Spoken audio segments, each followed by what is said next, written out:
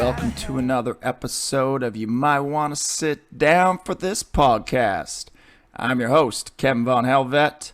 This podcast comes to you from the traditional territory of the unceded Coast Salish territory of the Katzie, Kwantlen, Makwi, and Stolo people. Unceded land meaning never surrendered. It's important to understand the long-standing history that's brought us together on this land that this podcast comes to you from. We are at episode number 17. She's only 17. I've had 3 beers. I just finished this interview with the one and only JON NUMBSKULL, and it was a fucking rad one. We covered a lot of ground. Just a rad dude. We've met through the punk rock scene. John's been promoting shows, managing bands, tour managing for decades. And he recently opened a vegan punk rock restaurant in Ventura, California called Fatty Vegan that looks, if you're anywhere near fucking Ventura, California, and you like food, not even vegan food, just food. And if you like punk rock, definitely that's going to help too. Check out Fatty Vegan. Because it looks amazing. And I can't wait until I can get my ass down to California, hang out with some friends, and eat some tasty food, and do the comedy open mic at John and his wife's and the whole crew there's new restaurant in Ventura, California. As always, I want to thank Comedy Here Often, www.comedyhereoften.com. This is where this website is, this podcast. They support. It is a comedy network, many funny comedians, many podcasts. Check them out, and shout out to the awesome Alexi for producing the sound for anyone who's just listening. If you're watching, that's all me. You can check it out on www.sitdownforthispodcast.com. I've noticed watching these and listening to these that I keep forgetting the .com part, which probably is pretty crucial. I guess there's a lot of whatever. So sitdownforthispodcast.com. Gonna be I'm not quite sure yet. I'm gonna rock some fucking Youth Brigade and Leftover Crack, which is a band. If you didn't know, these are John fucking tour manages, works a lot with Leftover Crack. They're a great band in New York City. One of my favorites. And Youth Brigade are just pioneers. BYO Records, punk rock bowling, and just awesome musicians and awesome humans and fellow Canadians, Torontonians. So I don't fucking know. I might play 2 songs on this one. Maybe I'll just fucking do that. I always record the intro before I edit the fucking show. Is that weird? I don't know. It's just how I do it. I'm learning as I go.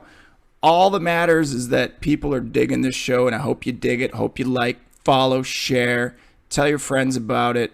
Enjoy. Please enjoy the latest episode with the one and only JON NUMBSKULL.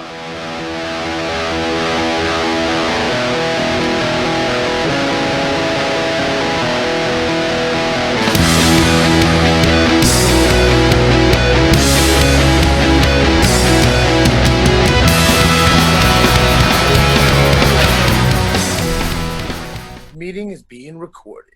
Yeah, I snuck it on there. I'm like, after I dropped that awesome nugget too, are you in an Al-Qaeda bunker? And I'm like, I should have recorded that.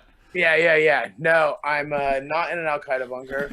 I'm in the furthest thing from Al-Qaeda, Ventura, California. That's good. Yeah. But no, this is there's an old band called His Hero's Gone. This is like an art piece of like one of their record covers. So cool. Old crust punk shit. You know what, man? Thing I love about having all you like fucking punkers that are, a little bit older than me. I had Sean Sellers on last time. Is I get fucking schooled in music I've never heard of and end up digging up all these bands at the end of the interview. Oh yeah. Well, have you ever heard of Tragedy? I don't know that I have. Heard of Tragedy? Okay. Well, I've lived through a few of them, but we're still talking music, right? Right, yeah. This is like some old this is like a 90s fucking heavy shit. Cool. Good. Good. I It's good. looked up a crust punk band. I can't remember what they were called because you said they ruled on social media maybe a year or so ago, and they were pretty badass. Fuck. Yeah, that's too vague, I know, but Yeah. just gonna say That one thanks.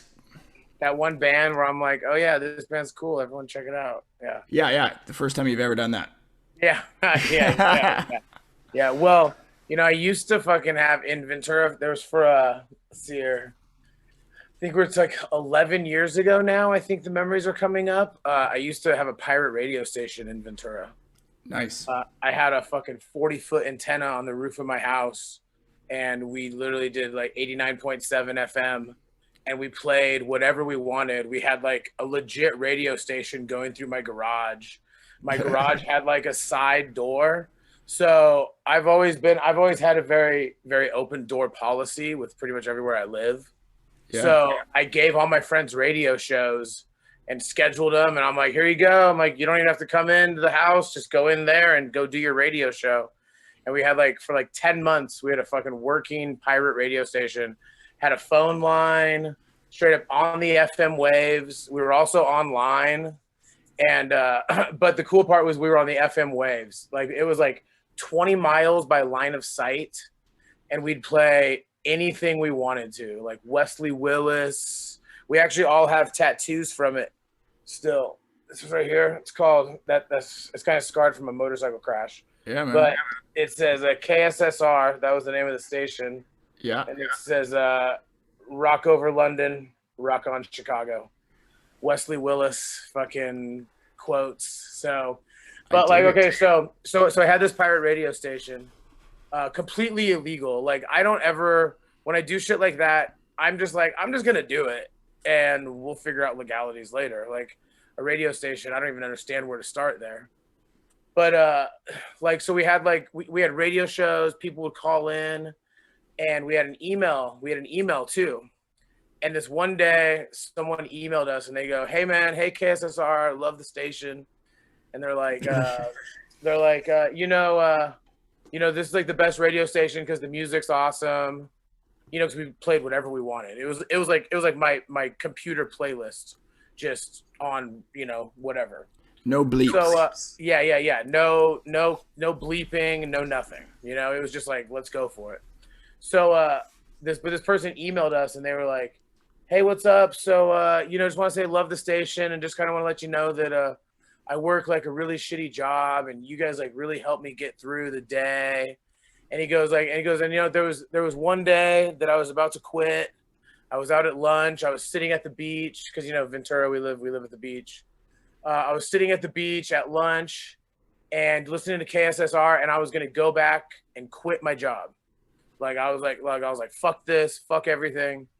And we played Wesley Willis's Suck a Caribou's Ass. Yeah. And when we played Wesley Willis's Suck a Caribou's Ass, it brought such joy to him that he was like, you know what? I'm not going to quit my job. Wesley Willis's Suck a Caribou's Ass just came on the radio. That's a fucking sign that something good's going to happen. And he went and he got a raise and became the boss of his spot. And we were always like, see, KSSR, dog. Dude, KSSR, That's a fucking rad story. Hey, before we carry on any further, do you have headphones at all? Can you dig some up? Give me a second. Only because I'm getting echo from me. Okay, hold on. Give me a second. Yeah. And in the meantime, I'm going to fucking look up. Is that Wesley Willis? Because I can't say I've ever heard of Wesley Willis. Lick a Caribou's Ass, was it? I don't know. To everybody listening, I'm pretty fucking lazy and I don't like editing, so I'm just going to carry on talking. I'm enjoying myself a nice Phillips Implosion Pilsner right now.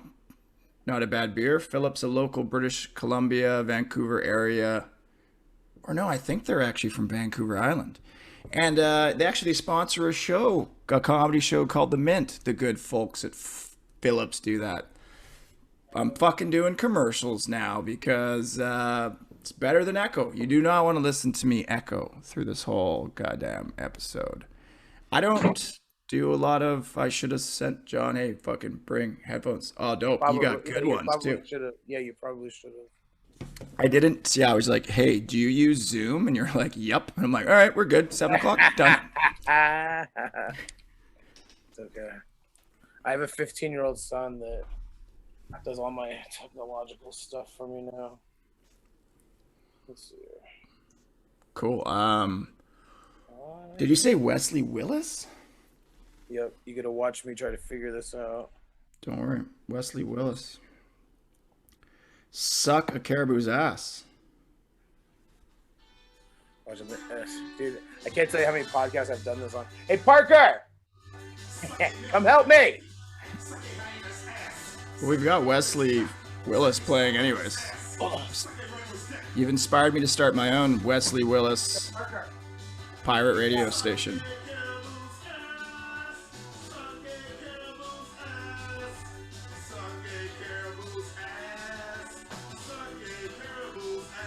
Probably like that one on my Spotify, right?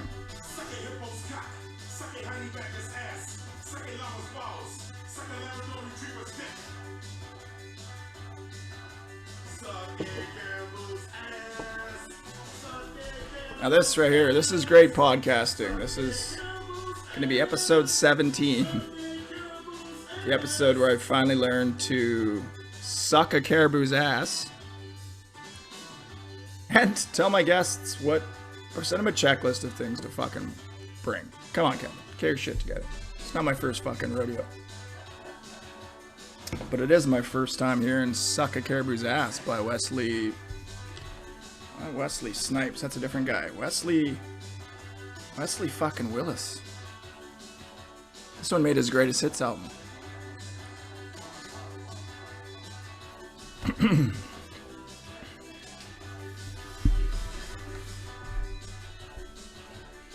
Gonna give it a shout out to some of my friends like Bort. Bort wears Bort shorts, a regular listener to the show. My friend Katie too.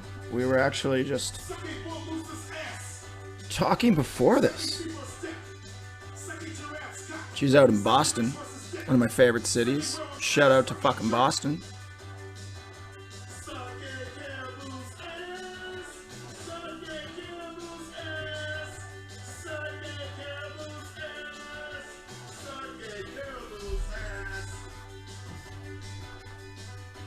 My cat Zeke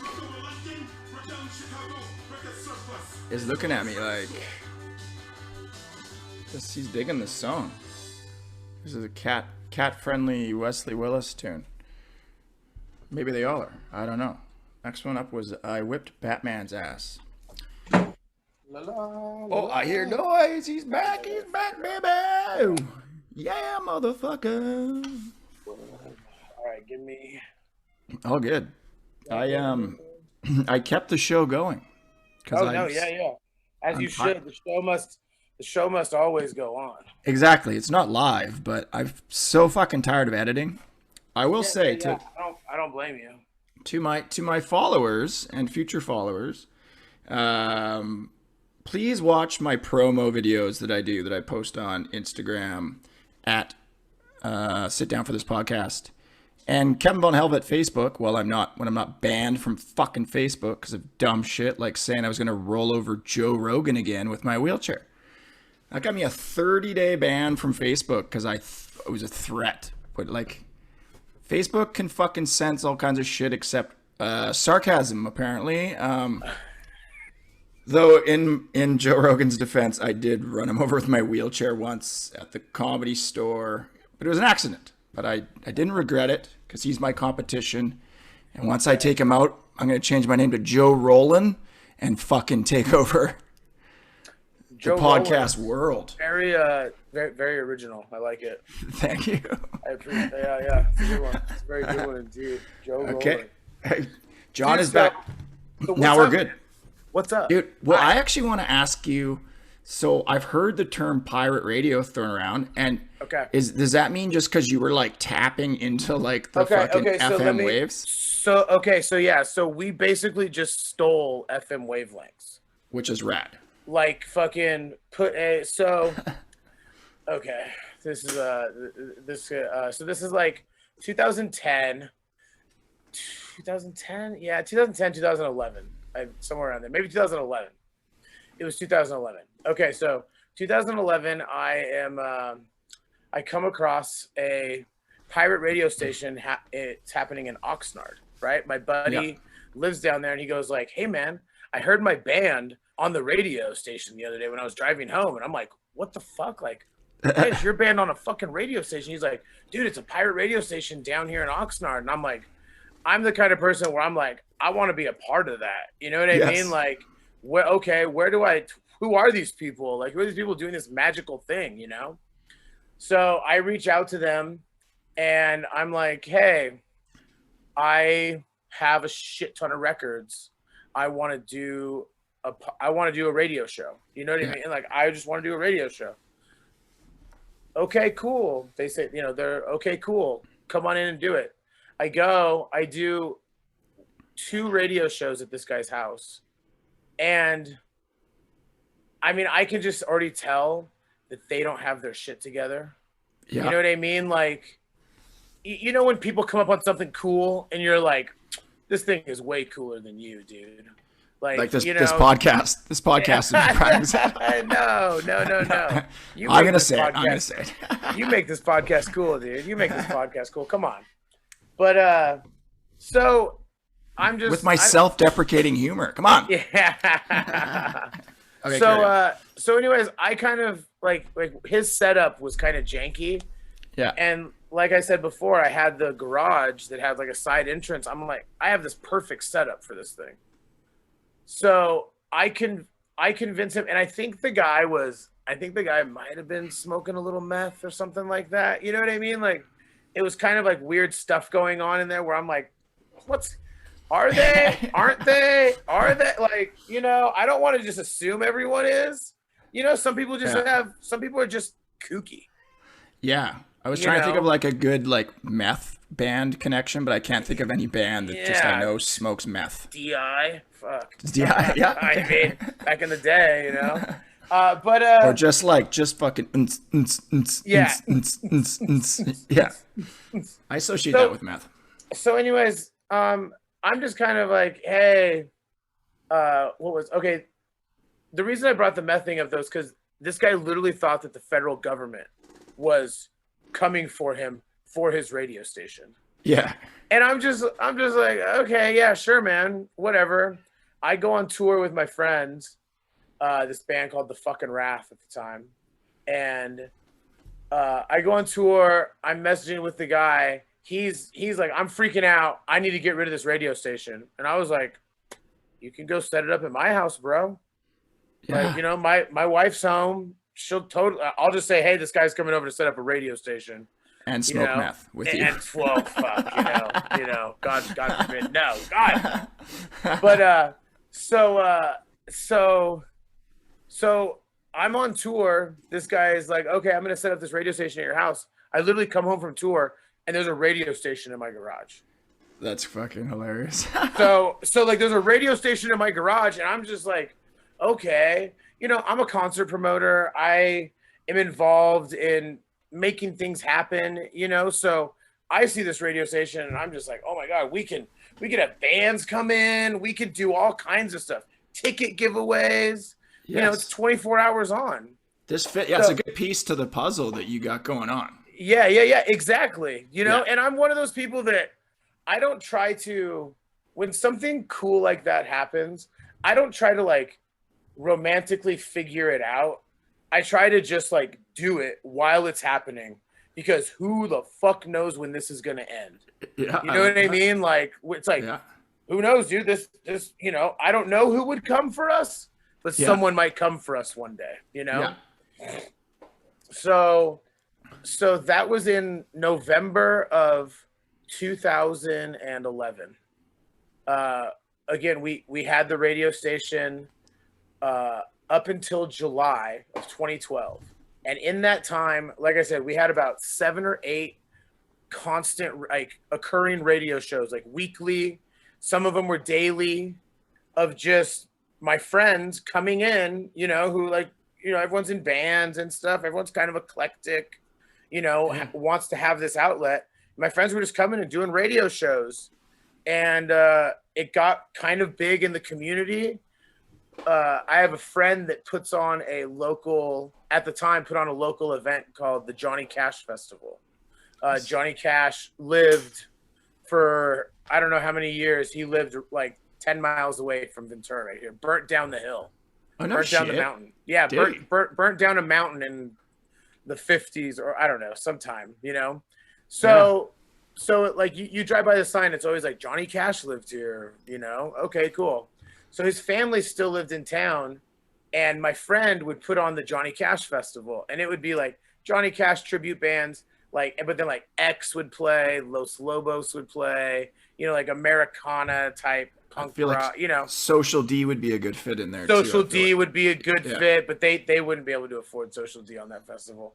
So, but anyway, so my friend was putting it on, and one time he was like, "Hey, I want to bring a guest by, and let's do an interview on the show." And I'm like, "Yeah, it's in my garage, It's in my garage. Sure, like come by whenever. I'll do whatever you want. You know what I mean? Like that was kind of my thing. Like I tried to let everyone know that this was available to them. Whoever, my promoter friends, my band friends, just like, hey, you guys want to do something cool on the radio? We have a fucking radio station for who knows how long. You know what I mean? Yeah, man. So anyways, my friend, so he calls me up one morning. He's like, all right, we're going to come by today. And I'm like, all right, cool. Or no, he called me the night before. Next morning, I'm laying in bed and my wife comes and wakes me up and she's like, John. I'm like, what's up? She's like, hey, Johnny Cash's daughter is at the door. No way. To get interviewed. And I'm like,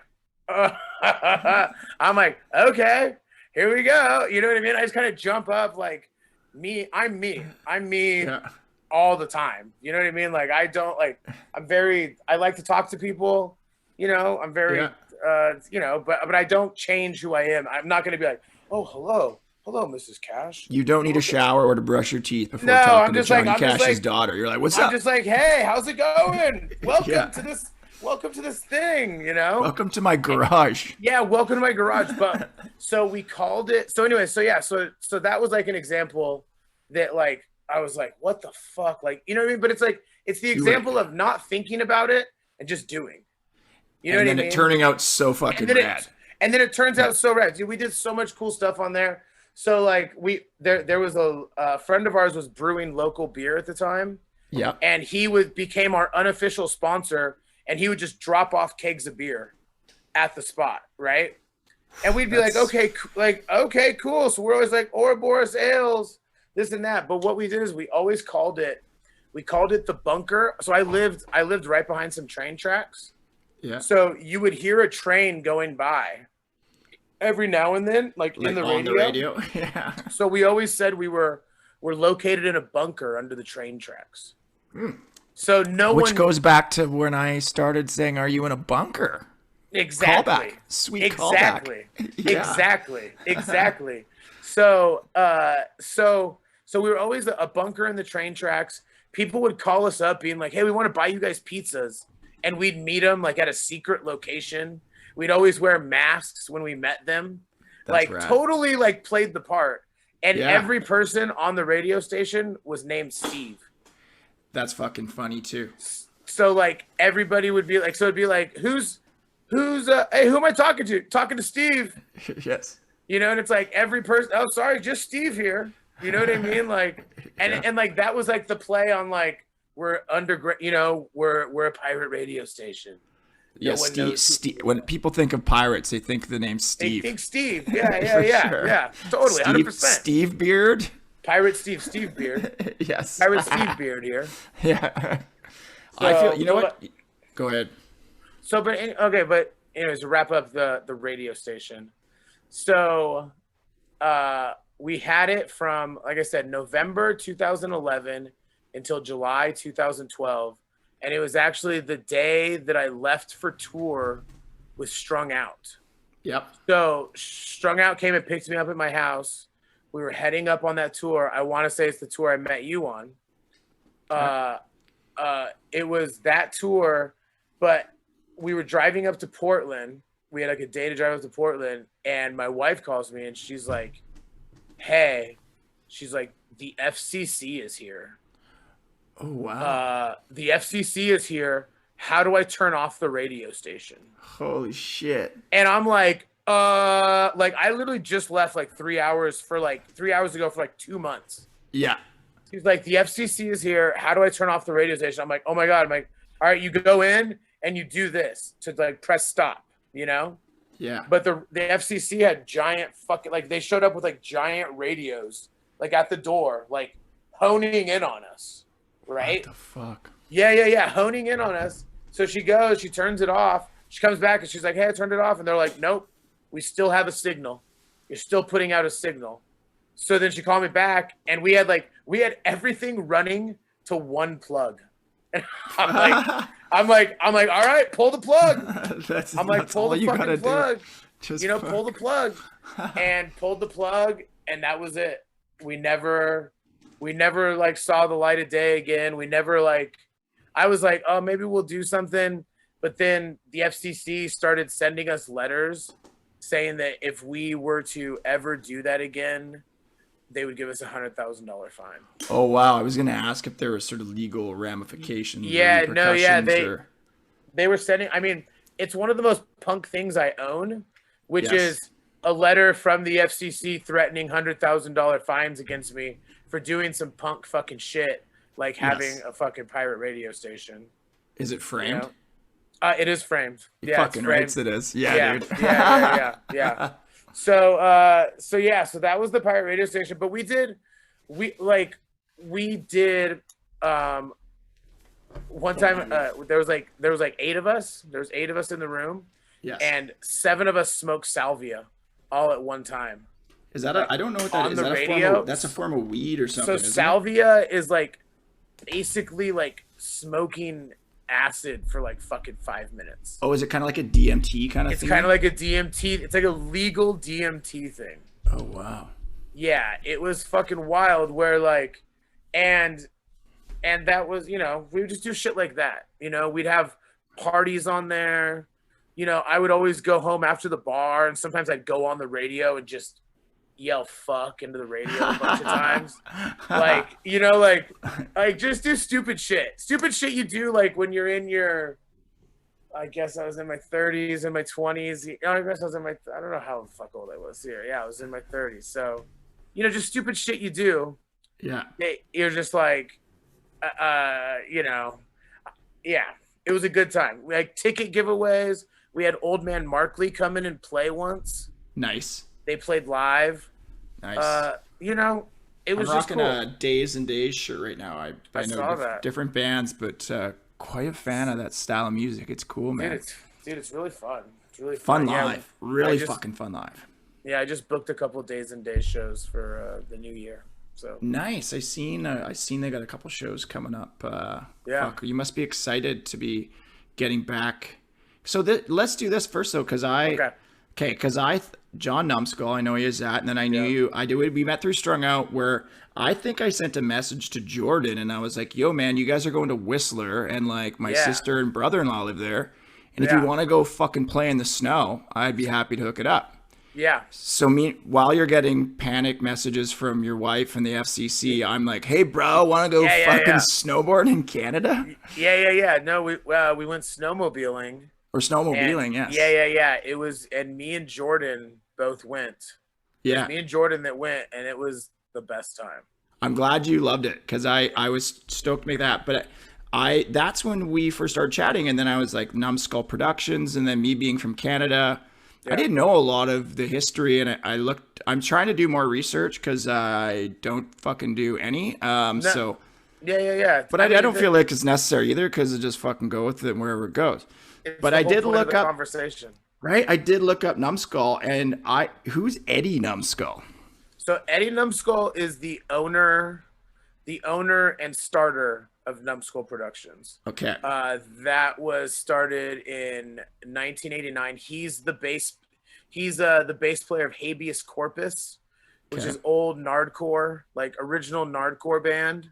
And that's another thing too, where when you were saying the meth show that you took over was in Oxnard, Yeah. I've spoke in Oxnard before, and that is a fucking legendary scene of punk rock. Yeah. But you would never know driving through it. A lot of potatoes, Yeah. farms. Strawberries. Yeah. Strawberries. Lots of Is it? Is it? strawberries. Is it? And I've seen some avocados, I Oh believe. yeah. Yeah. Avocados abound. Yeah. Yes. Yeah, Oxnard is a legendary scene. I mean, Ill Repute, Stalag 13, Aggression, False Confessions, Habeas Corpus, like I mentioned. Our first Numbskull's first show, which I was not a part of. I've been part of the company since 2001. But Numbskull's first show was an Aggression show in 1989 in Oxnard. Wow. And that was called, that was Nardcore, right? Nardcore, yeah. Nardcore is the type of is what you call Ill Repute, Stalag 13, all that stuff. That's Dr. No. Yeah, Dr. No's Nardcore.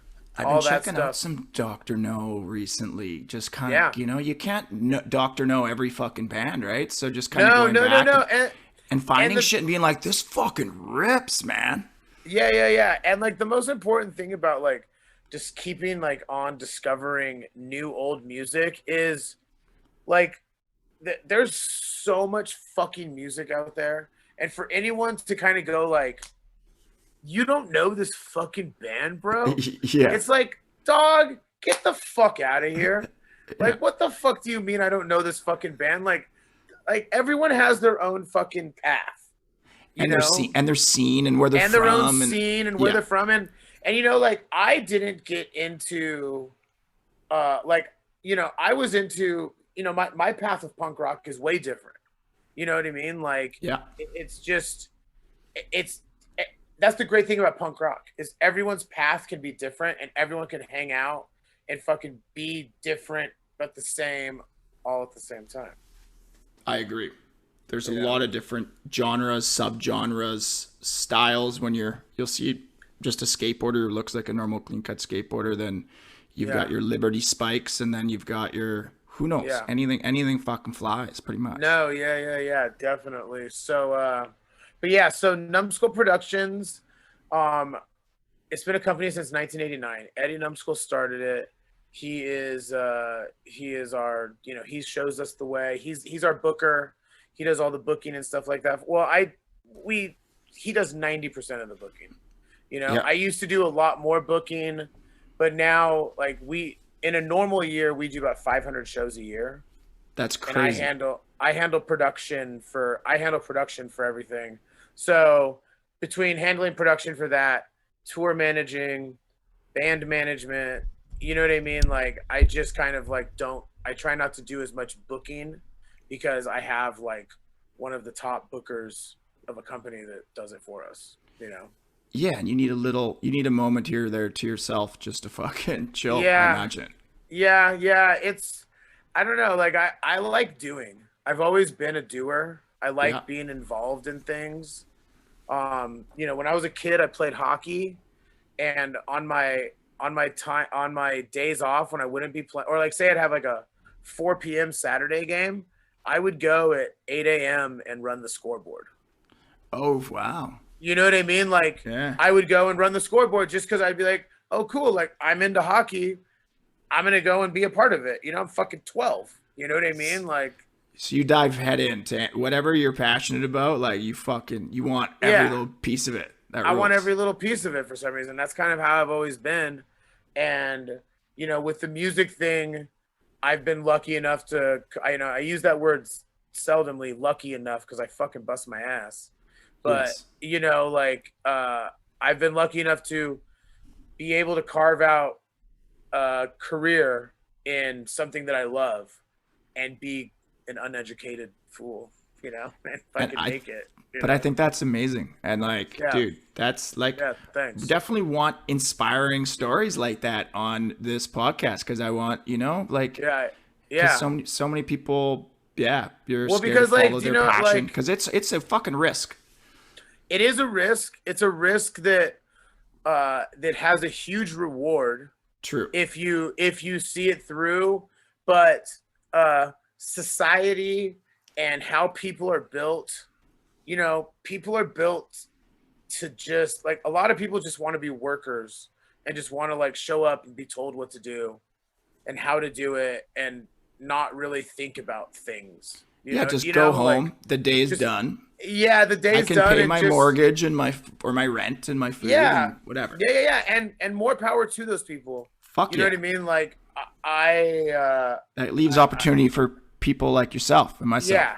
yeah, exactly. I just like doing things. I don't mind putting in 16 hours a day if it's something that I love or that I fucking am 100% behind.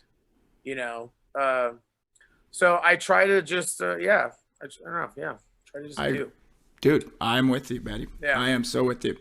And then, Yeah. so you started off with Numbskull Productions. So you're doing shows all up and down California coast, Yeah. more or less, or Yeah. So we do shows from Oakland to LA. which is a Our large heavy, chunk of fucking land which is a large chunk of land, with a But lot of different scenes and a lot of different cool cities and yeah. towns that have shows. So our main spots that we do shows in are Ventura, Santa Barbara, uh, Bakersfield, Fresno, San Luis Obispo, Santa Cruz, Oakland. And Nice. then we still are peppered in a few other spots.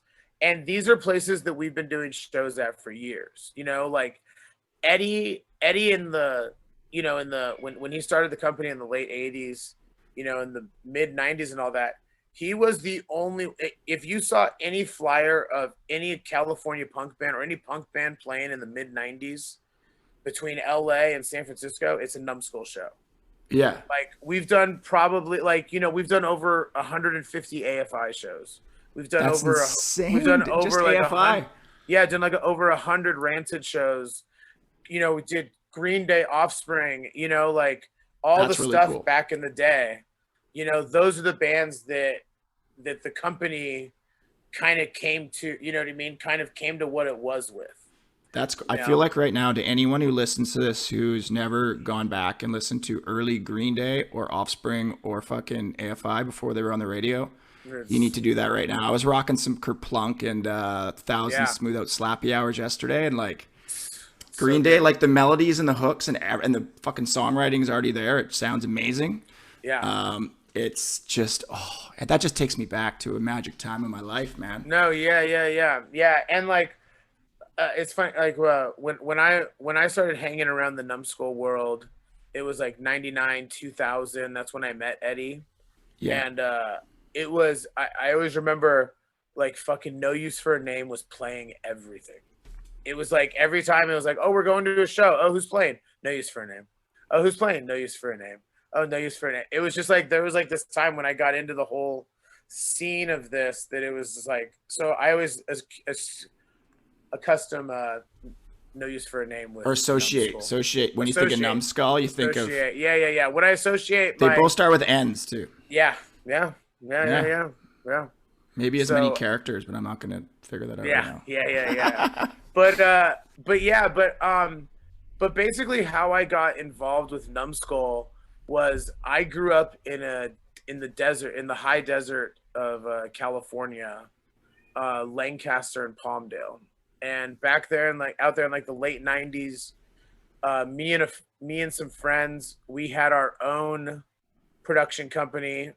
We would just put on shows, but we were like oh, this is how it gets done. Let's get together and do this. So me and some friends did a company called Slacker Productions, and we started doing shows in Lancaster. And Lancaster is one of those places that shows historically didn't go to before then. Yeah. We started doing shows, just doing local shows, local bands and stuff like that. And then we met up with Eddie and Numbskull because he was like, oh shit, these people are doing shows, because Numbskull is the king of like the B and the C market. Yeah. We're not about the A market. We're about taking it to the shitty spots. Yes. You know what I mean? The places where it's like where the kids normally have to drive 2.5 fucking hours to go to a show. Yeah. Let's bring the show to them. And you know what? Okay, so this band might draw 500 people in LA, and 200 kids will come see them in fucking, Hanford, California, or something like that. But it's so much. It's like the shows are so much better because they're like so stoked.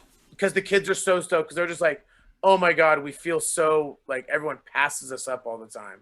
Yeah, You know what I mean? and Like, merch is probably a hot fucking item oh because you're yeah, like, I can finally buy a fucking shirt to the band that I like love. Right. They're here. Exactly. Yeah. Exactly. So we were a company that a company like that Eddie was like, okay, cool. Let's start co-proing shows together. And so we started co-proing shows together, started getting better shows in our area. And that's when I kind of like, out of everybody of that company, I'm the only one still doing shows. You know what I mean? Like, so I was kind of like, I kind of just like, oh, I just kept doing it. And then after a while, I moved to Ventura, which is kind of where Numbskull is based out of. Yeah.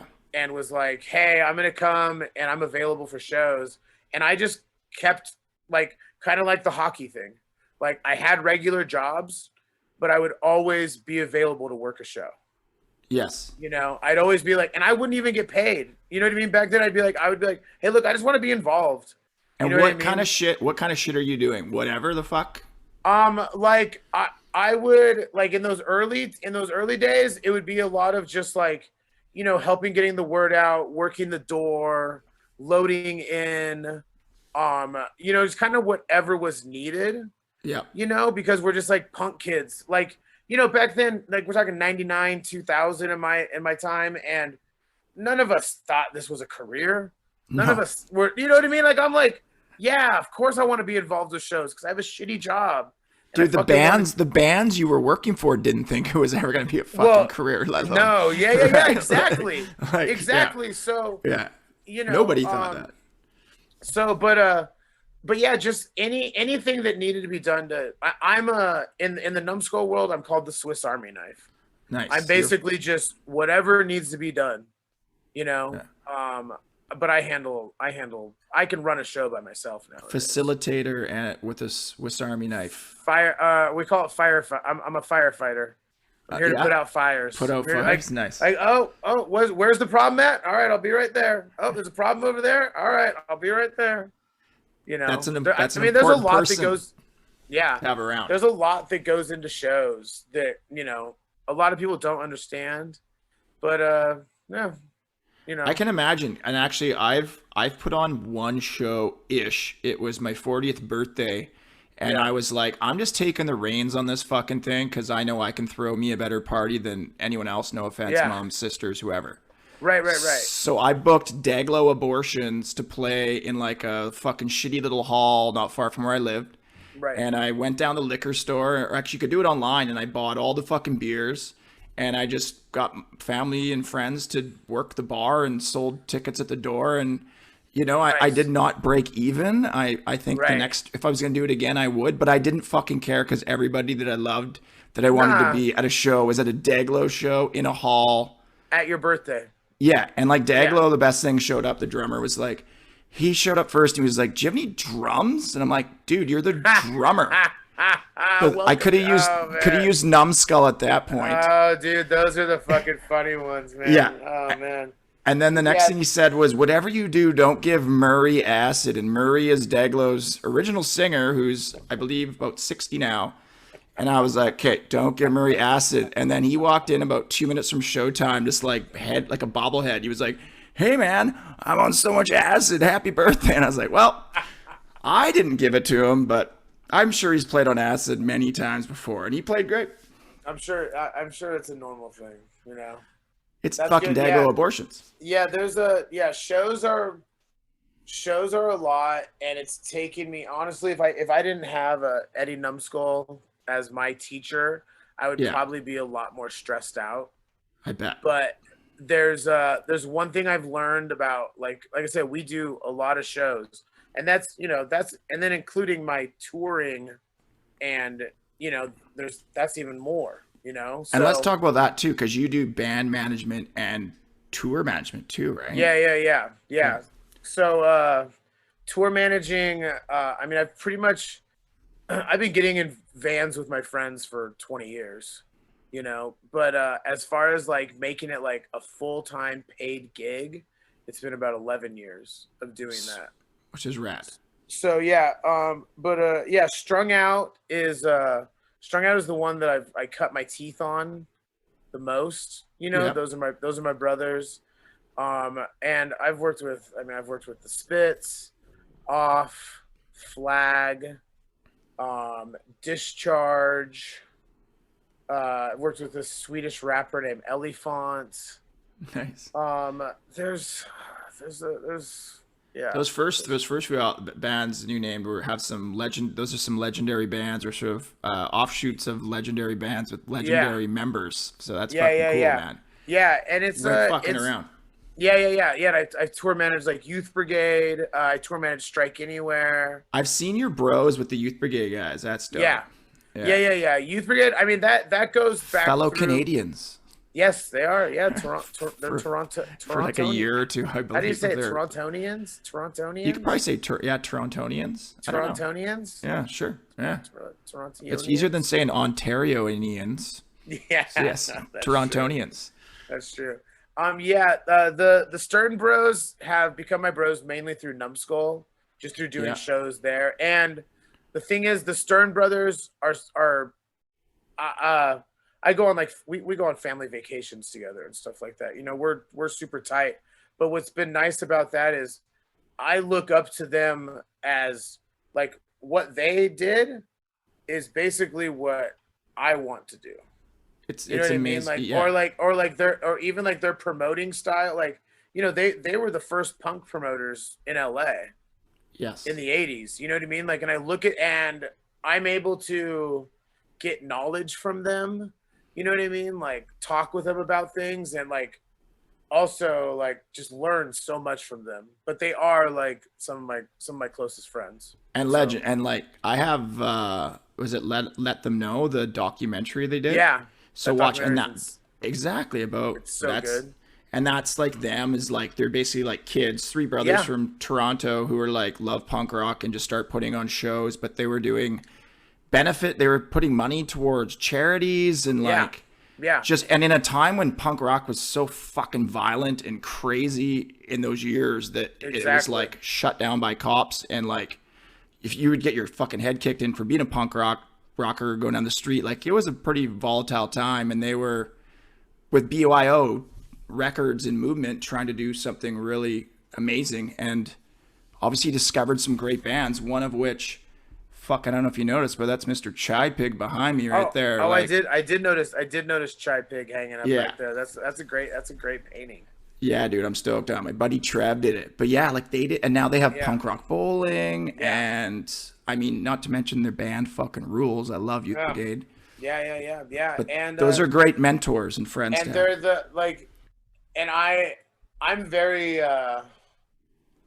very again, I don't like using the word too much, lucky, because there's an element of luck, though. I think there is an element of luck to it all, but also like I've when I meet people, I don't treat them like I treat them like just normal people, and that's how I've become such good friends with lots of the people that I work with, and lots of the bands that I deal with, I consider friends, a lot of them consider family. So I get that. And I feel the same. When I was a little kid and a little punker, early teens, you looked at all these bands and you were like, you had them on this huge pedestal, and then they were only a few years older than us though. And then now as you kind of get older, you're like, if you bump into them and just start talking to anyone in most bands, just like a normal person, they're like, oh, cool. Somebody who can just have a conversation, and they appreciate it.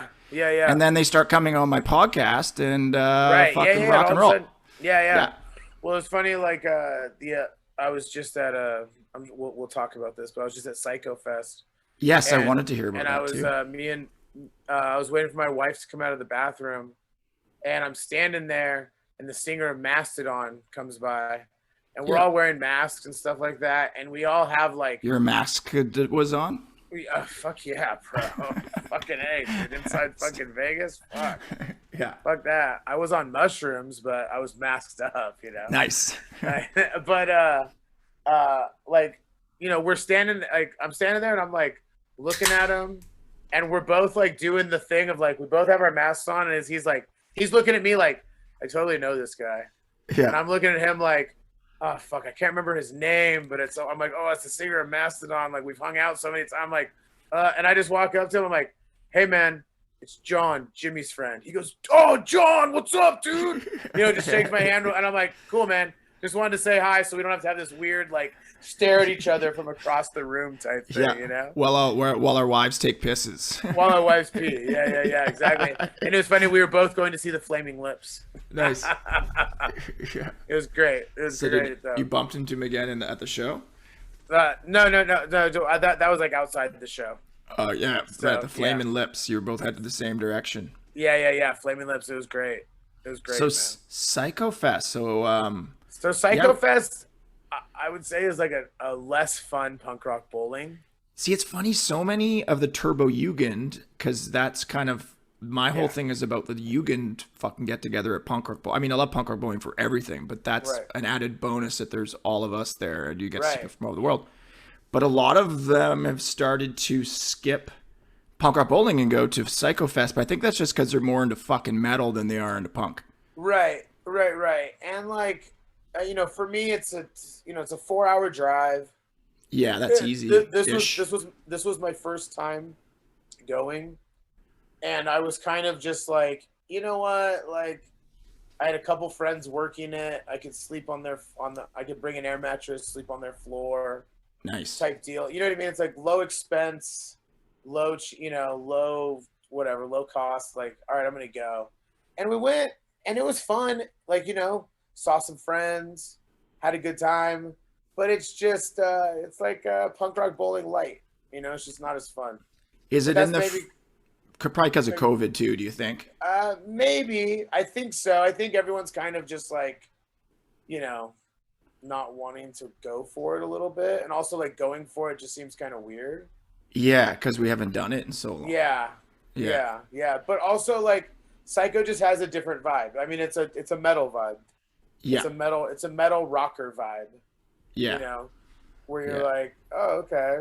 I had a great time. I'm not complaining about it, Is it in like Fremont, just like punk rock bowling? No, it's in Mandalay Bay. So it's in like. Oh yeah, that's right. Yeah. It's inside one casino. Yeah, so, I actually know that because I was in a few years ago before this shit. I was in Vegas for a friend's shotgun wedding at a fucking by Elvis. It shockingly didn't turn out. Not sure if Jeff listens to this, but hey, anyone listening, don't marry people you've known for 4 months who are trying to get a fucking green card. Probably ain't gonna work out. That's but he hates her now. But I was there. Did she get a green card? She did not, and he's now ruining her life because she's been ruining his for a while. There you go, bam. Payback's a bitch, motherfucker. Payback's a bitch. Vengeance is sweet, but yeah, I didn't get a chance to go because there was all kind of wedding craziness. It was quite a party, but it was in Mandalay Bay, and I think I was on the other fucking end at the Elixir. It's in Mandalay Bay. It just has like a different vibe to it, I think the Fremont thing is a huge part of the fucking vibe because it's kind of just a little older. Yeah. It's just everywhere you look is punks pretty much. Yeah, and Mandalay, those casinos, like those Mandalay Bay casinos and fucking the MGM and all that, they're so huge. I don't even like that part of Vegas. Like I will never go to that part unless I had to. It was my first time going to that part, and I think I took the kid. I think one time we were traveling through with the kids, and we stopped at like, we stayed at like Excalibur or something like that instead of fucking downtown. Yeah, but I think the first time you go to Vegas, most people and some people keep going back to that area because that's kind of what you want to see. But once you've done it a few times and you're like, oh my God, it's fucking like a fucking 20-minute walk just from one hotel to the next. And it's all kind of the same fucking shit. Yeah. I'd rather be somewhere greasy. I mean, I always prefer greasy. I prefer fucking greasy too. I mean, greasy is fucking where, you know what I mean? Like, That's how we got to where we are. Exactly. I remember one time I was visiting my sister. She lived in Minneapolis at the time. And my sister is like a fucking turtleneck sweater type person. Yeah. Like me and my wife are always like, oh, her and her husband are wearing the turtleneck sweaters again. I'm like, oh, fucking hey, there they are. Necks are warm, but warm necks at least. Yeah. Those loose turtleneck sweater things. You know what I mean? Yeah. We're just like, bro. You could drop like a piece of food down there. I don't want to have any conversation with you. You know. Yeah. So we were visiting my sister, just talking about liking greasy spots. Yes. And I'm like, hey, I want to go to the Triple Rock. You know, in Minneapolis. Yeah. And my sister's like, I've never been to the Triple Rock, you know, her and her husband. And I'm like, yeah, no fucking shit, you never been to the Triple Rock. Yeah. So no turtleneck policy there. Yeah. And I'm like, let's go, you know, drive us there. And we get there, and I'm like the Triple Rock, if you never went, it was like, it didn't have like any signs like that outside. But I'm like, oh, there it is. I'm like, there it is, because there's all the bicycles out front. And I'm like, fuck yeah, bicycles out front. This is gonna be a party. And my sister goes like, what do you mean bicycles out front? Like, what do you mean? And I'm like, it's all bike punk. It's all bike punk fucking bicycles out here. And then I'm like, oh, there's a face tattoo. We're good. And she's like, what do you mean there's a face tattoo? What do you mean? We walk in, and it's like fucking party. I'm like, yes, my people, you know? Yeah. Been hanging out with my sister and her husband. Like, here's my people finally. I get that. Yeah. Greasy, I get that. Dog. I took I've said this on an earlier podcast when I had Mark from Zeke on. I took pretty yuppie cousins to go see Zeke at El Corazon, and it was Zeke and Fang. And I just talked him into it by like, you just got to see this because you've never fucking seen anything like this before. And they went, and they were like, ugh, but they had a good time. I don't think they would ever go again. That's how people are.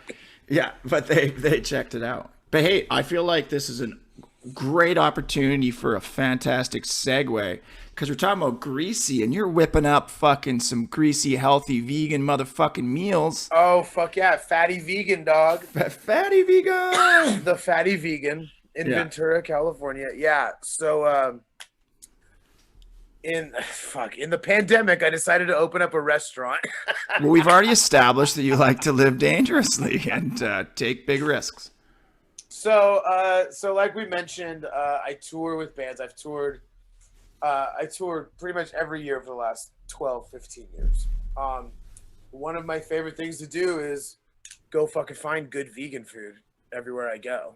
You know, that's like my first mission of, like, whenever we get to a town, it's like, all right, I'm catching an Uber to this vegan restaurant. Who wants to go? You know what I mean? Like, that's what I do. Yeah. There isn't any good fucking vegan restaurant here in Ventura. And I got a crazy opportunity. Me and my wife, and we have a third partner, we got a crazy opportunity to open a restaurant, and we fucking did it. Like, it was one of those things where, like basically what it was a restaurant closed down, and it was friends of ours, and he ran into my wife and was like, hey, I'm looking to get out of this spot. And we're like, okay. And he was just looking to consolidate. You know, he was doing the fucking COVID.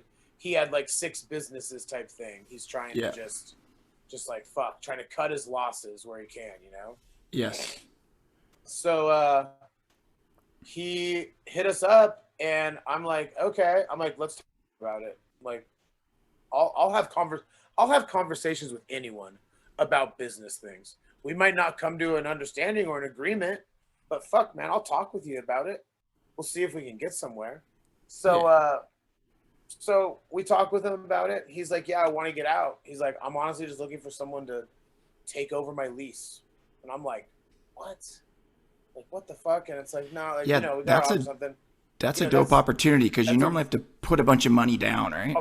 Okay, so let me rewind it a little bit. So about 3 years ago, we had this idea to do this. You know, I've been like saying we should open up a vegan restaurant, because we always go to LA and eat vegan, you know, go get vegan eats. We always said we're going to eat fatty vegan.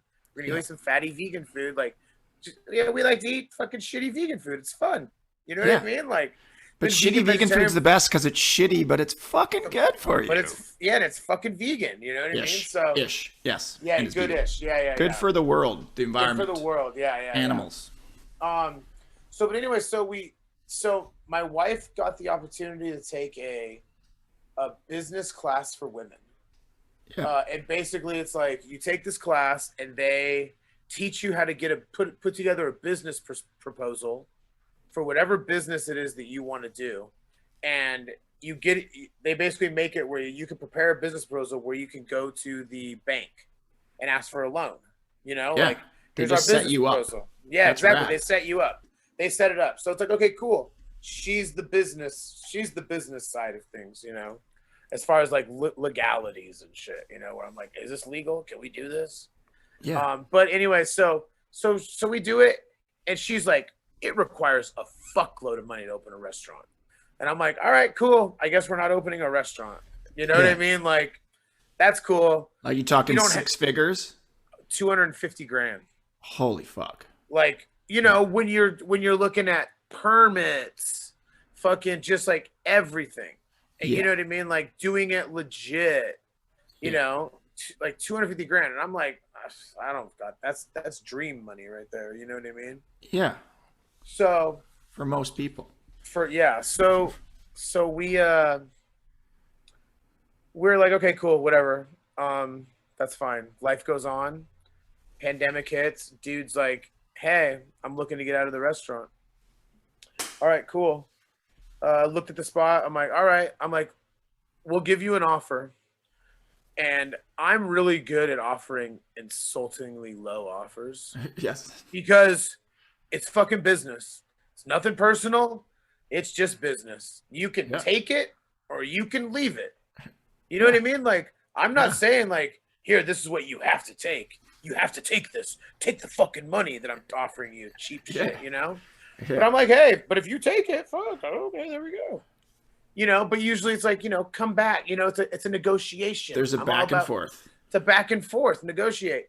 Homeboy took the first fucking offer we gave. Rad.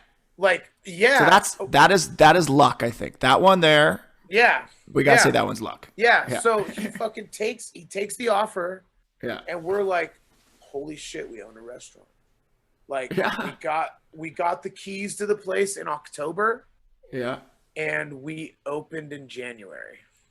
Fuck yeah, dude. And we've been pumping ever since. Like the first 2 months were like typical crazy fucking vegan restaurant just opening, line out the fucking door, you know, just pumping people through. And now we're on a steady. We're just steady. You know, it's doing well. We're a hole in the wall. We're in a hole in the wall place. Our location is crap compared to what is available in Ventura. Yeah. We haven't paid a dime in advertising except for just me doing marketing. Social media and shit. I do all the marketing, social media, just fucking, you know, working with bands and stuff like that. Just like saying, hey, can you guys do this for me, please? But you know how to, but you've done great at that because I'm all the way in fucking Vancouver. Yeah. And I know a lot about that fucking place. Exactly. And I can't wait to fucking go there. Yeah. So we've been doing good. I mean, we were at Psycho this weekend and we were getting recognized from Fatty Vegan. That's dope. Which is like, I'm like, that's unreal. You know what I mean? Like I had some bands like telling me just like, dude, you guys are fucking crushing it. I'm like, fuck, man. Like you guys all know about it? Fuck. All right. Yes. You know, so, but it's been going great, man. Like, it's just a lot of fun, you know, like everything that's hanging up in there. Like, you know, it's a punk centric place. Yeah.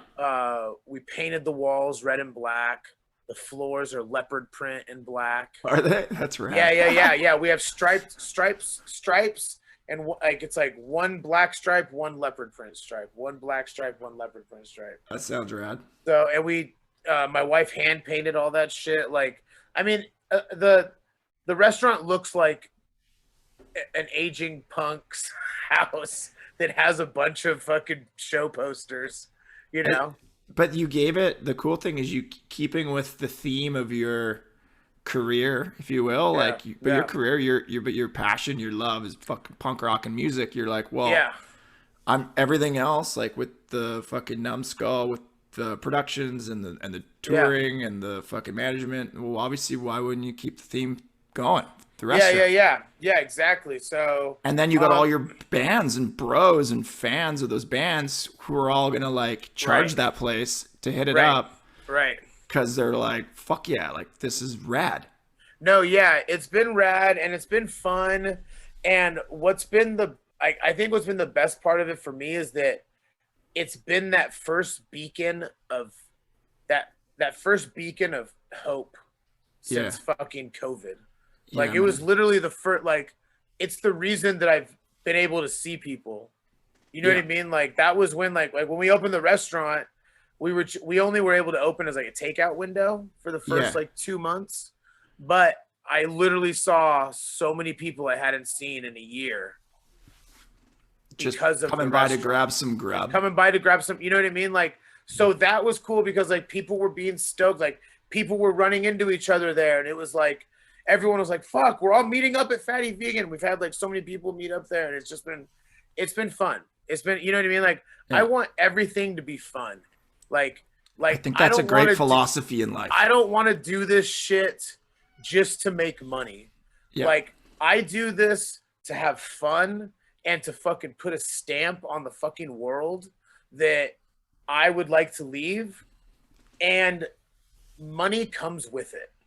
Yeah, well, you know what I mean? Like you got to pay the bills. So sweet. Yeah. You know, that's normal, but it's like I know that money comes, so I don't ever think about the money.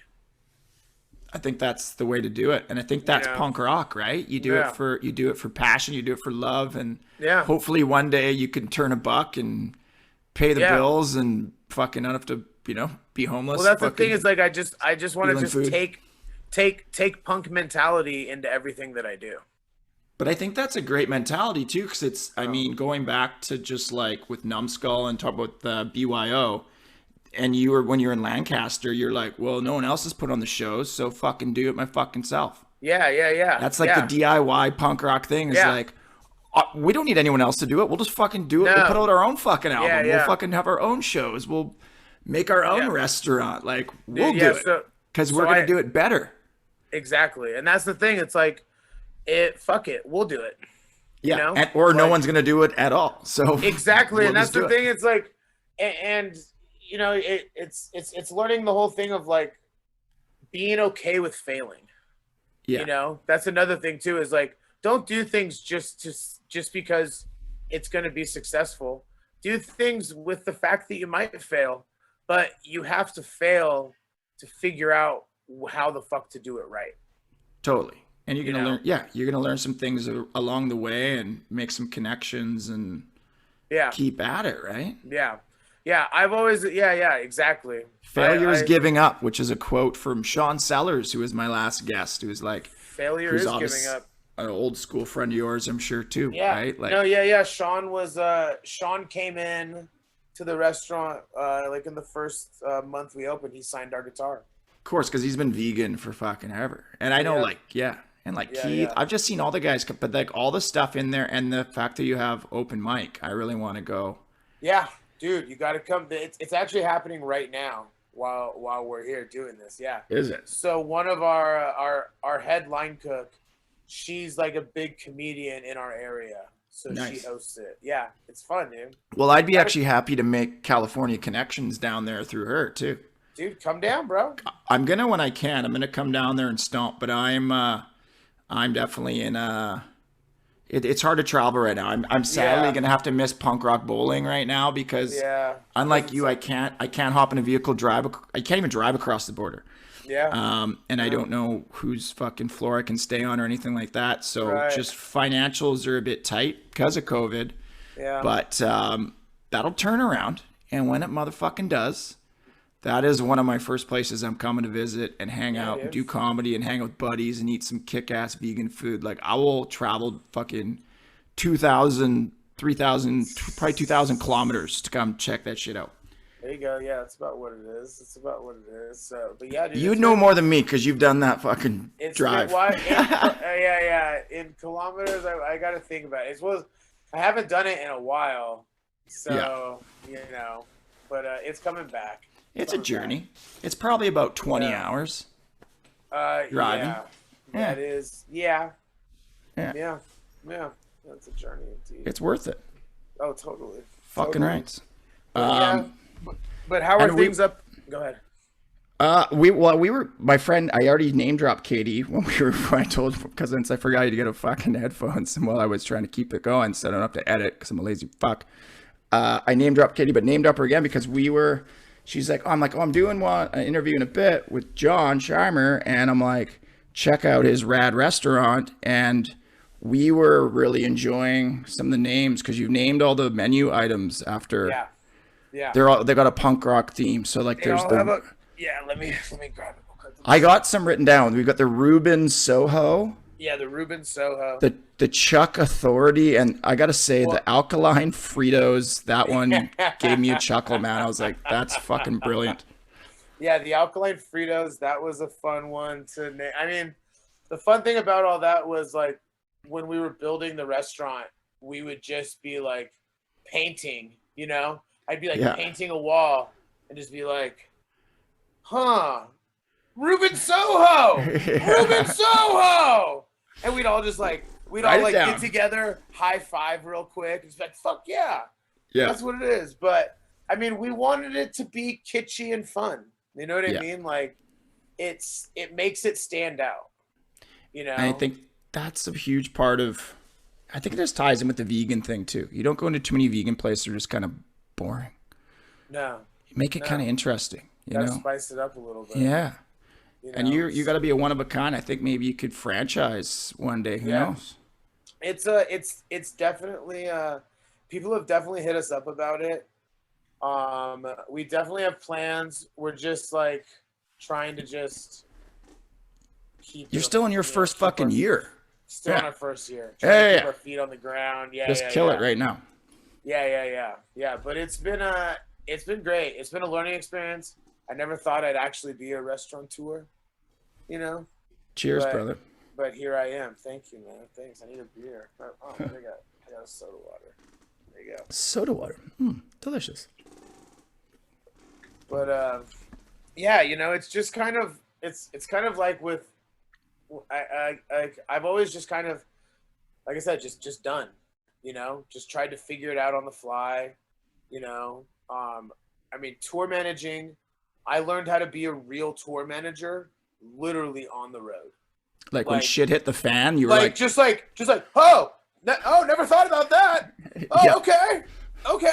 Like I'll never forget like the first time I like, and you know, this is also just like learning how bands work. You know what I mean? Like understanding that they're just people. Like the dynamic of a band, you know what I mean? Kind of thing. Well, and also just understanding like how you're going to get information from people with what they want. Yeah. You know what I mean? Figuring out what they want, because that's kind of my job as a tour manager, is giving the band what they want or making sure that they are getting what they have said they wanted. Yeah. But I'll never forget this. The first tour I did was Strung Out. We're literally driving up the coast, and I think it was when the FCC fucking hit me. Yeah. The FCC hit me, and Rob looks at me and goes like, "Hey, so where's our hotels tonight?" And I just was like, "Oh fuck, fuck." And that tour, like, I learned like, oh shit, I need to like, I never even thought about that. I just never thought about that because I came from touring a different way where it was, we're going to fucking figure it out after the show, you know? Yeah, and I think today, like, I know with my traveling with public speaking and any other travel I do, with fucking Priceline and Hotwire and shit now, your best bet is to fucking go to wherever you're going, day of, and find the best fucking deal. Yeah. And 9 out of 10 times for me, like, I had a penthouse in fucking at the Sheraton in downtown Boston. One side I was looking at fucking Fenway, one side I was looking at Cambridge, one side I was looking at downtown Boston. It was so massive. the lady was like, you can have a party in here if you want because the walls are soundproof. And then I tried to get hold of anybody new in Boston. I could not make it happen, but I just went out and partied myself real hard. And then the bed was so high and fancy pants that I tried to get it out of my wheelchair drunk, missed, fell, and I ended up sleeping on the floor because I couldn't get up because I was too hammered, which I felt just a fitting end to that story. I can picture it all. I can picture the whole thing. I can picture the whole thing. That's, like I had a party, but only I came. Just like I can see you just like laying there, just being like, fuck it. This is it. Fuck it. I'm pulling the blankets off the bed. Yeah. Pull it down. You probably pulled it down where the blankets were just on your head and on your back. Your legs are like laying out. Could you imagine if like you didn't put the do not disturb thing on and the fucking like the lady comes in, sees the wheelchair laying there, you're like head on the ground, head under the fucking pillows, legs sticking out like Wicked Witch of the fucking West and shit, dude. Like, oh my god, another fatality in the Boston Sheraton. Just throw them in the bay. The bay. Yeah, but for us on tour, I need to get 4 hotel rooms. So, that's a little different. And maybe not everybody rolls that way, that they're like, okay, I'm fine to just figure it out last minute. No, clearly they're not. Yeah. Well, see, what I've learned is, trust me, I've learned that that's not how it's done. Yes. You know what I mean? Yeah. But I learned like on the fly, like, I mean, even just like the most basic thing. Like I remember one time they were like, all right, so like, here's the money, this and that. You're going to take care of that. Because I was also selling merch on the tour. So I was kind of just like, oh, I'm going to sell merch and fucking like, whatever. You know, they never really told me. And then it was like, all right, cool. Here's $10,000. Hold that document. I'm like, oh, fuck. Holy fuck. Like, this is real. You know what I mean? Like, I got to fucking download an app real quick. I got to fucking keep track of this shit, you know? But I learned it all on the fly. I learned the whole fucking thing on the fly. I got to plug in my computer real quick. No worries. It makes me happy to hear bands like Strung Out have 10 grand to leave home with now because they deserve it because they've put out a lot of great fucking music. Yeah. Consistently great music. Yeah, love those guys. Jason lives here in Ventura, so I see him often. So cool. But yeah, I learned it on the fly, you know, but I feel that's probably the good way to, because nobody you can't be taught that in a school. No, it is a way of that, and that's how I learned it, you know. Yeah. So, and I feel that I'm a pretty fucking good tour manager now. You know? Well, you must be, because you've been doing it for how fucking long, and you're still getting asked to do it. Exactly. Like I'm like turning down gigs right now. Like I'm about to go out with Strike Anywhere with Comeback Kid. That's a rad fucking tour. Yeah, on the East Coast, the beginning of November. And I feel like those are bands that haven't gone on tour in a long time. No, they haven't. Well, I mean, no one's gone on tour. Well, yeah, but even before COVID, like I haven't seen Strike Anywhere in a long time, or Comeback Kid. Actually, I did a Strike Anywhere. I did a tour with Strike Anywhere in December of 2019 with the Bouncing Souls and the Bronx. Dude. That was East Coast. That was like, where were we? That was it was like Boston, North Carolina, Richmond, Baltimore, Philadelphia, New York. I feel like that was it, because there was a tour you were doing. I thought it was that then. Maybe you were on it then, but it was Leftover Crack, and I was going to be in Boston in like May in 2019. Oh, and then I talked to you, and then COVID hit. And it was for 2020, yes. Yeah. So was that sort of a continuation? Speaking of which, I wrote this down. Bronx's new album drops in about 39 fucking minutes. Dude, it's going to be so fucking good. That band fucking rips. They do rip. So hard. As do the mariachi Bronx. Yeah. That's one band I'm excited for, Punk Rock Bowling. I'm excited for lots of bands of Punk Rock Bowling, but Mariachi Bronx, I love that shit. Mariachi's great. Yeah, and I'm bummed. I can't. Caddies. It's gonna be a good one, but you know what? it'll happen, it'll pass, and then you'll be on the other side of it, and it'll be like, hey, here Bro, I am. I'll be back at the next. And the nice thing is actually in November, Propagandy is playing 2 shows in Vancouver, and I'm going to both. Lagwagon's playing 2 in Vancouver, going to both. So at least I'm going to some shows. At least you're gonna get your fix a little bit. A little bit, yes. Yeah. I feel you. But Leftover Crack, I've worked with them since. I mean, I've done shows with them forever, but I've tour managed them off and on since like 2017. And I feel like that's a band who's not like, do you have hotels booked for the night? I do have. I definitely have hotels booked for that fucking band. But I don't know that band. Alec, their bass player, died. Yeah, I saw that. Yeah, he was one of my best friends, and sadly, I don't see that band playing much after Punk Rock Bowling. Well, I just seen that. Didn't Brad just announced he was leaving too?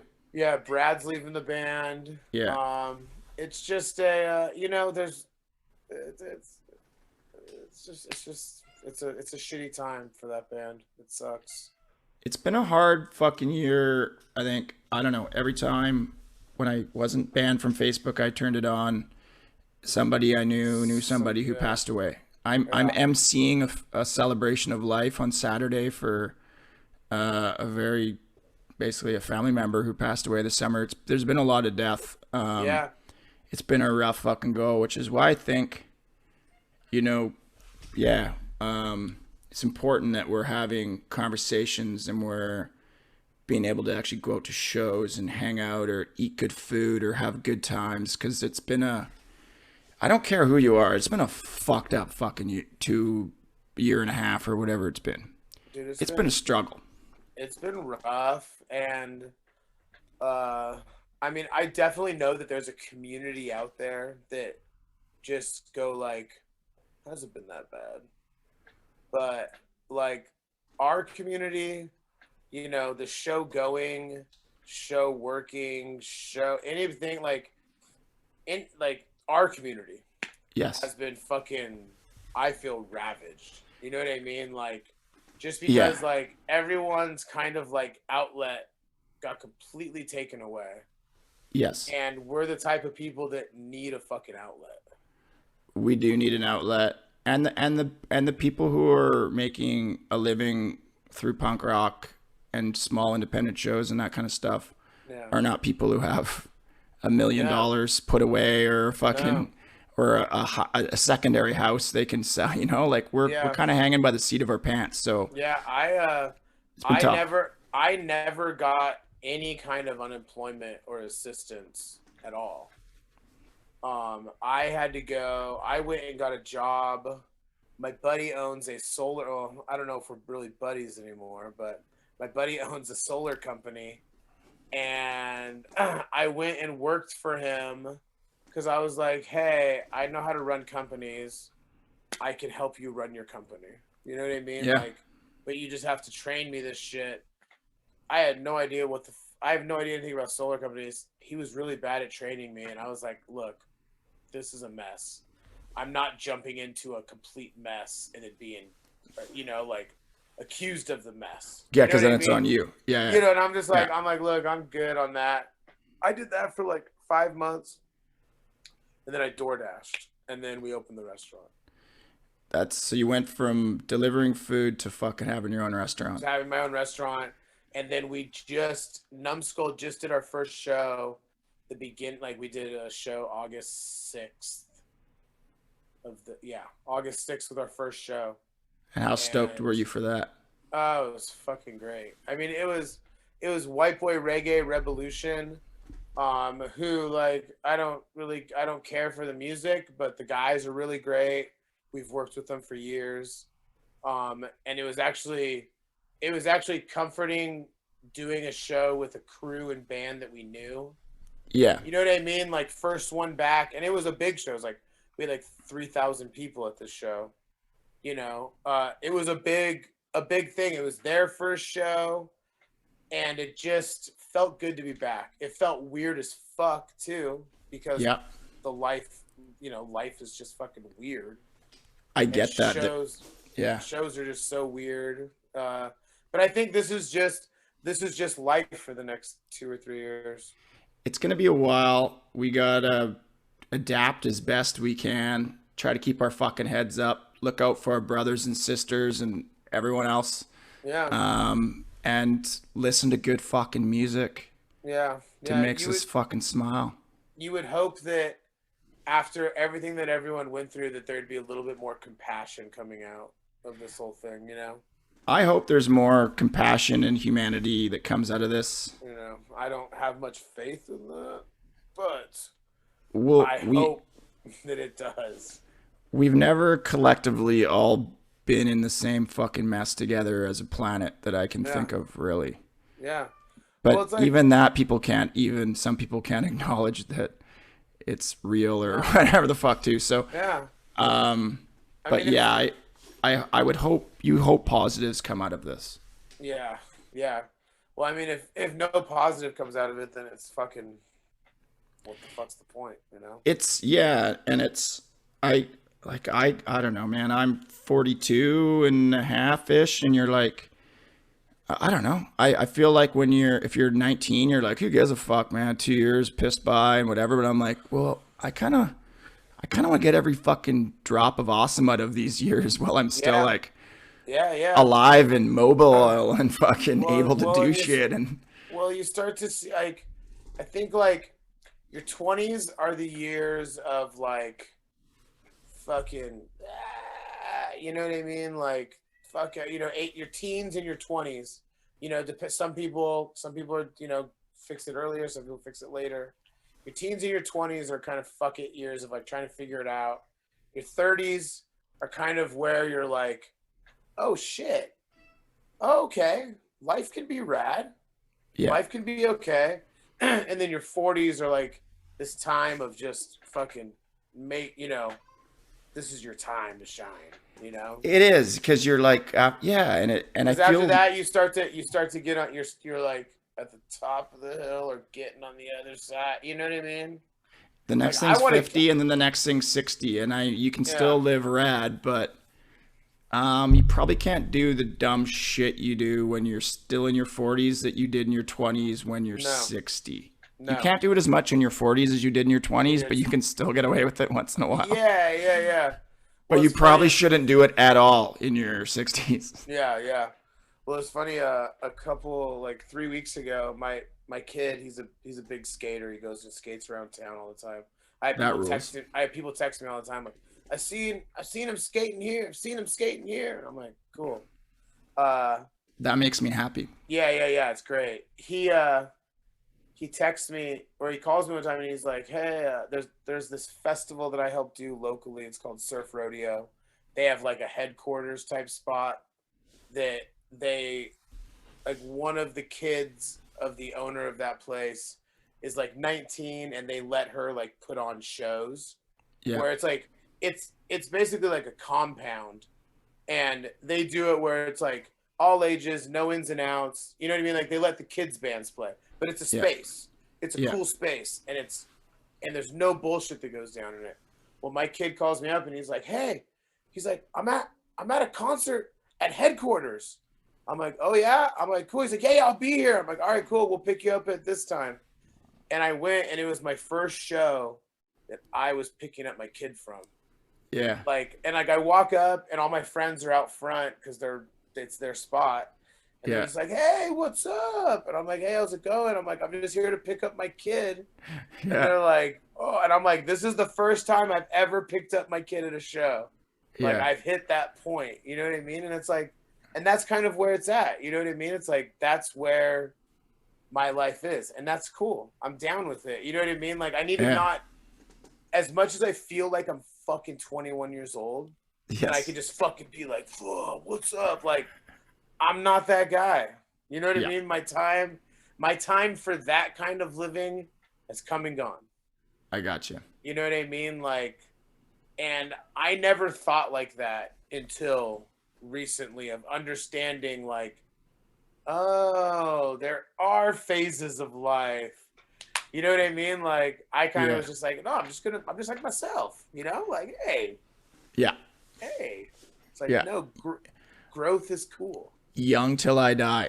Young till I die. It's like young till I, Till I can't be you know, young, act young anymore like that. yeah, so it's I mean, I always like living by Ian's lyrics of it's not how old I am, it's how old I feel. Which is true. And which is true. Like I'll always be doing stuff and as long as I can. But to some degree, I think look too, because it doesn't, maybe up close, we might have a few more wrinkles, but we're still wearing a fucking band shirt. Yeah. We've got tattoos. Yeah. We're at the shows that we were fucking at when we were. Right. You know, we might go home at the end of the show, be able to actually drive home for once at the end of the show because we're sober. Yeah, exactly. But we're still fucking going out and doing it. And that must be a proud moment, like in your legacy where you're like, okay, passing the torch to my son who's at his own fucking punk rock show and he's a fucking skateboarder. Yeah. Like, this is dope. Yeah, and he like... Dad's got a series to watch at home. You go out and fucking hold down the fort for me. Yeah. 100%. I'm going to fucking sit at home and get high and fucking chill. Yes. You fucking go do your thing. Call me if you need anything, Yeah. And I'm okay with that. I never thought that I would be okay with that point of it. Yeah. And I'm okay with it. I'm into that. That is good. Being at peace. Yeah. Acceptance. Yeah. I mean, I go to lots of therapy, so, but we all... A lot of people do. Yeah. When I say lots of therapy, I just go to therapy, but I enjoy it. That's good, man. I've never been to therapy, but I find that my speaking that I do, the public speaking, is sort of like I say that to the kids. I'm like, I don't have one counselor, I have thousands, because every time I fucking tell this story to a room full of like you're my counselors right now, and I hope that's cool. Yeah. But it's so cathartic to get it out, but it's also so good to like see that something came from it.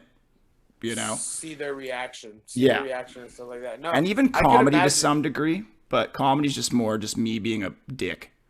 Right. And then I like doing that too and having fun and fucking with people. Like, but I make people laugh, but I and hopefully maybe they take something important away from it, but I don't really fucking care because my other shit does that. Yeah. That's cool though. I could definitely see though how your public speaking would be a definite form of therapy, and how if I had something like that, I could see that as like a form of therapy where, it's a give and take that you're getting where you're telling your story and seeing kids respond or seeing kids' eyes being opened to a way of thinking that they probably never ever even thought they could think that. You know what I mean? Like, I don't have to go through it to understand it. Totally. Or someone's been through it too, so they get me or whatever. Yeah. But I think either way, whether it's going to therapy or doing something along those lines or performing or whatever, that it's important to fucking talk and get whatever shit is in us out. Yeah. Because if it stays in us, it like festers and it doesn't go anywhere. We can kind of push it away, pretend it's not there, drink it away, do drugs, fucking whatever the fuck you want to do, but it's still there. So we got to express ourselves and we've got to speak and we've got to let that stuff out to one person or whether it's 1,000 people. Yeah. It doesn't really matter as long as it gets out and we get it out and someone's listening and there's some back and forth. Talking, so maybe, I mean, human interaction is an important thing, There was on the news last night as I was going to bed, I caught the last minute of it. It was saying that there's a study done and people who interact with strangers, it was sort of a quality of life or a happiness scale, tended to be more happy. Like they could make a direct correlation between it. Yeah. But I kind of thought, I'm like, I kind of get that because when you're on the road, you meet strangers, or maybe if you work in a job where there's different people coming in, I think if you don't talk to strangers and not like, hey, I've got a puppy in my truck, come for a ride kind of strangers, obviously. But I think if you are meeting new people and you're expanding your circle or being outgoing or challenging yourself because you're kind of shy or you're whatever, you don't know that person, it's a healthy thing to do. And it can be a scary thing to do, but it's like a positive thing to do, is to like meet people. We need to be social humans. Yeah, I definitely come. My mom is a social butterfly, and I definitely have adopted that from her. I see that. I have absolutely no fear talking to anybody. I'm the same. You know? I'm like people will be like, oh, there's blah blah blah. I'll be like, oh, okay. Like, oh, we got to go talk to this guy. All right, let's go. You know what I mean? Like, I have no fear in like situations like that, talking to people. I always, when I'm at the grocery store, I always call people by their name tags if they're working, you know. And I'll be like, hey Donna, how's your day today? Great. She's like, what the fuck? Cool. And then she's like, she'll be like, oh, and I'll be like, yeah, cool, Donna. Like, have a great day. And she's like, oh, thanks. Yesterday I went to the DMV. I had to deal with two people, and both people told me I was their favorite customer of the day. And they put me ahead of the line of everybody, because I was just like, hey, how's it going? Like, I'm like, has there been any assholes today at the DMV? They're like, oh, you don't even know. And I'm like, hey, look, don't worry. I'm not here for that. I'm just here to get my license renewed and get out of here. Yeah. Like, oh my God. She's like, yeah, it's almost wine time. I'm like, hey, wine time is the best time. She's like, I love you. Thank you so much for being nice. I'm like, and I'm just talking to this person. Yes. I'm not even like, I don't even like, for me, I'm not even like doing something that I'm trying to get out of this. You know what I mean? Like, I'm not like being like, hey. It'd be weird like, not to do that. Yeah. For me, for me, it'd be weird to go like, how's it going? You're like, good. And then just keep walking. Good. Yeah. Yeah. You know, me, I'm like, hey, let's have a conversation about something. You know what I mean? Like, I've noticed that too, where like, and more during the pandemic, whether it's somebody working in a grocery store or someone in some sort of customer service of some sorts, because everyone just says, how's it going? And everyone just kind of goes, good. And then they don't think about it, and that's the end of it. But when you come back with, how are you doing? Or how's your day going? They're like, oh, thank you for asking. And you're like, well, I don't know. You fucking asked me, so why wouldn't I ask you back? Like, that's just, I feel like that's just manners, common courtesy. It's a common courtesy thing. It's just like, and the thing is, like, I don't want to live in a world where we're all fucking tense with each other. True. You know what I mean? Like, I want to fucking be like, hey, what up? Oh, you're having a bad day? Oh, sorry I said hi. Yeah. I'll move on with my day. I'm sure phones have something to do with that, because you don't always have to say hi back. Right. Though I will say it drives me nuts when you text somebody, not all the time, but when you're having, my sister is notorious for this. She'll be like, we'll be making plans, and then she'll ask me a question, and then I'll tell her like, or ask her a question of very like importance to like what's going down. And then I won't hear from her for like 3 hours, and then she won't answer her phone. And I'm like, the conversation wasn't fucking over. Like, you can't just bail until it's fucking done. Like, until we've come to some resolve. Yeah. Please. I've definitely. But she's like she's like 26. So that's just how, I think that's just how they fucking communicate. That's just how they communicate. Like, I didn't have phones when I was in fucking high school. When I was in high school, we just had pagers. You had to flip it upside down to read what they said. Yeah. You know. Find a phone booth to get a fucking 15 bag of weed with the pager guy. I will say, in the pandemic, I totally was cold calling friends. Just to be like friends I hadn't talked to in 10 years. Yeah. And I'd be like, let's see if this phone number works. And I'd call and I'd be like, hey. And they're like, hey. And I'm like, hey man, I'm just calling to say hi. Like, how you doing? Like, we're all sitting at home. Like, fuck I'm obviously and like, I reconnected with like so many people just from fucking just being like, and it wasn't something that I was trying to get out of me. I was just thinking like, man, it'd be cool if like one of my friends would like just randomly call me. Not saying that I was like searching for that, but I'm a person where it's like, so I'm just going to do that because that's how I want to live. You know? Like, I get it. Yeah, I just want to like, I don't know, I guess from being like a young, pissed off punk, now I want to be an old, optimistic, happy punk. Kindness, com- Kindness, dog. compassion, Yeah.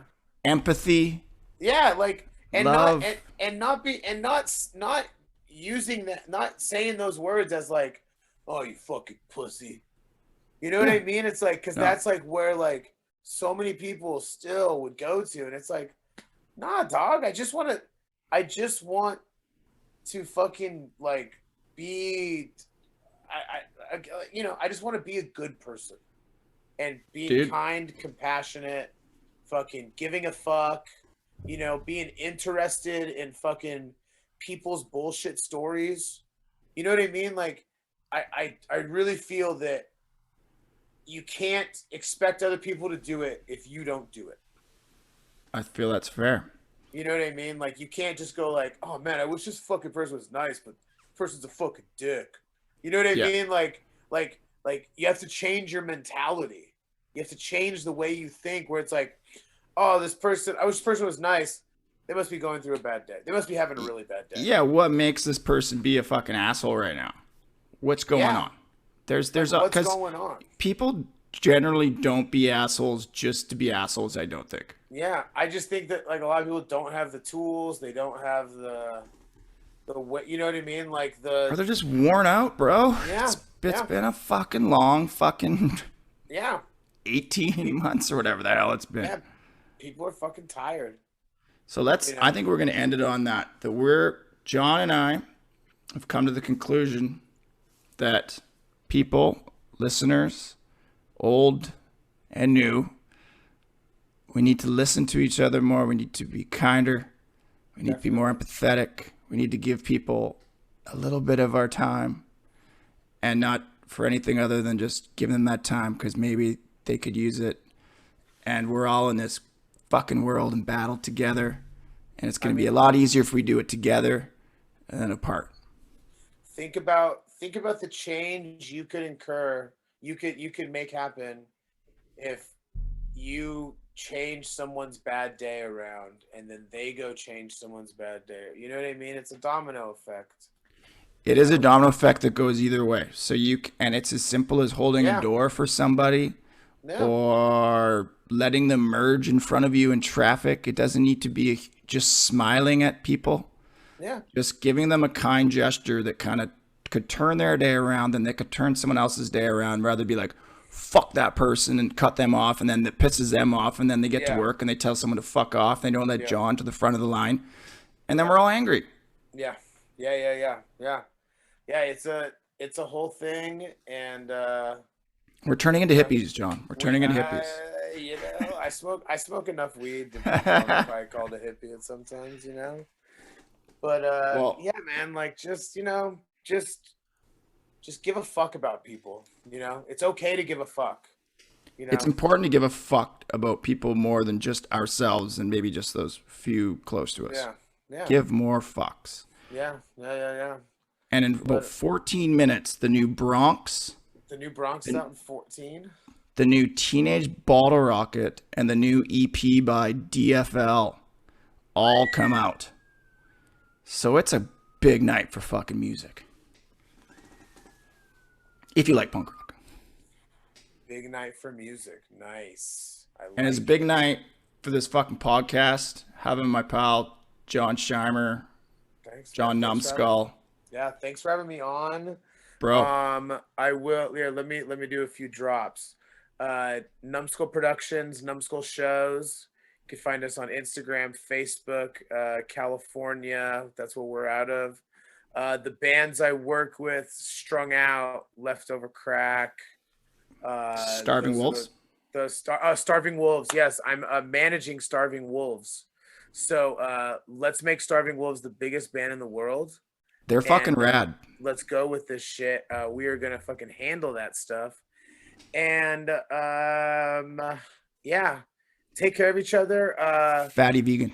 Fatty Vegan, yes, Fatty Vegan. There we go. We got Fatty Vegan, the restaurant. I got so much stuff going on. Jesus Christ. Fatty Vegan, the restaurant. You can find us Fatty Vegan 805 on the Instagram. And then you can find my Instagram, Jon Numbskull. It's JON Numbskull. And there's a link in my bio that is for a GoFundMe for one of my best friends, Jimmy Hayward. He has the most insane cancer going on right now. Punk Rock Bowling has created a GoFundMe for him, and we're all pushing it. So if you could donate $5, $2, $1, fucking go do it. I've told anybody that donates. I'll post that. I've told anybody that donates, if they show me their donation to it, I will get them into a Numbskull show for free. So Yes. whatever the amount of the donation, you donate $5, I'll get you into a $30 show. I don't care. That's a sweet deal, and for a great cause that fits in with our message of giving a fuck about people. Yeah, give a fuck about people, man. Like you don't want, we're all gonna die alone, so you want to have the people around you that you love. That you want to have people around you. Put that good energy out there. The good energy, the good juju. Good juju. Good juju. The good juju of chai. Look at chai. Look at the good Yes. juju of chai pig. See? Look at my drink. Matches that fucking picture. Like it could like dude, camo right into it. Like it fucking does. I didn't plan that. Yeah, are you sure? Well, this was my first one, and that didn't match shit. So no. I don't know what percentages are, but I got a pretty good fucking buzz right now. So there you go. There you go. Okay, man. I fucking love you, dude. Thank you Love for doing you too, this. Man. We'll Really be in good. touch. Really good to talk to you, man. I really, You too, bro. It's really good to see you doing well, and we all made it on the other side. And looking forward to hugs and hoisting that wheelchair up above everybody one day. There will be another crowd surf There fucking. will be another fucking chair. Okay, buddy. Bye, man. All right, man. Peace out, dude.